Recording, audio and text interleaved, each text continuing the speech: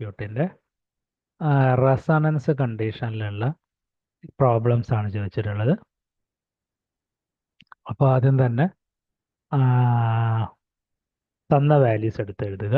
Resistance 2 ohm, inductor 0.01, voltage 250, frequency 50 hertz. Inductive reactance എന്ന് പറഞ്ഞാൽ 2πfL ആണ്. 2 × 3.14 × 50 × 0.01 എന്ന് പറഞ്ഞാൽ 3.14 ഓം ആണ്. ഇമ്പിഡൻസ് എന്ന് പറഞ്ഞാൽ √R² + XL² ആണ്. 2² + 3.14² 3.74 ഓം ആണ് ഇമ്പിഡൻസ്. കപ്പാസിറ്റൻസ് കാണാനാണ് L/Z² ചെയ്താൽ മതി. L എന്ന് പറയുന്നത് 0.01 ആണ്, ഡിവൈഡഡ് ബൈ 3.74 സ്ക്വയർ. 714 × 10⁻⁻6 ഫാരഡേ ആണ്.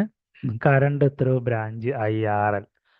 RL സീരീസ് ആണ്, ആറും എല്ലും സീരീസ് ആണ്. B ഡിവൈഡഡ് ബൈ Z ചെയ്താൽ 250 ഡിവൈഡഡ് ബൈ 3.74 66.83 ആംപിയർ.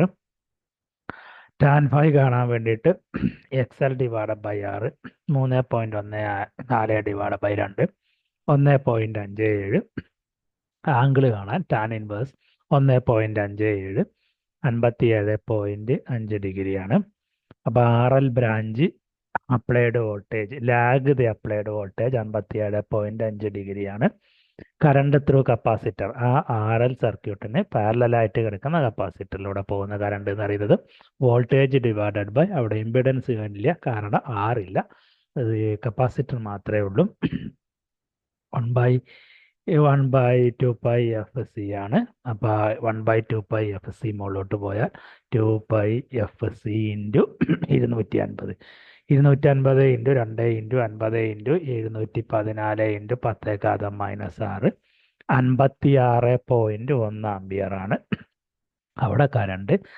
അതായത് current through capacitor lead the applied voltage by 90 degree. Resonance കണ്ടീഷനിൽ I എന്ന് പറഞ്ഞാൽ IL cos phi മാത്രമേ ഉണ്ടാവുള്ളൂ. വാട്ട്ലെസ് കോമ്പണൻറ്റ് അല്ലെങ്കിൽ റിയാക്റ്റീവ് കോമ്പണൻറ്റ് 0 ആണ്. അതായത് 6.683 cos 57.5 ഡിഗ്രിയാണ് ഉള്ളത്. ദാറ്റ് ഈസ് 35.9 ആംപിയർ ആണ്. വാട്ട്ലെസ് കോമ്പണൻറ്റ് 0 ആണ് എന്നുള്ളതാണ് അതിൻ്റെ meaning. Thank you for watching.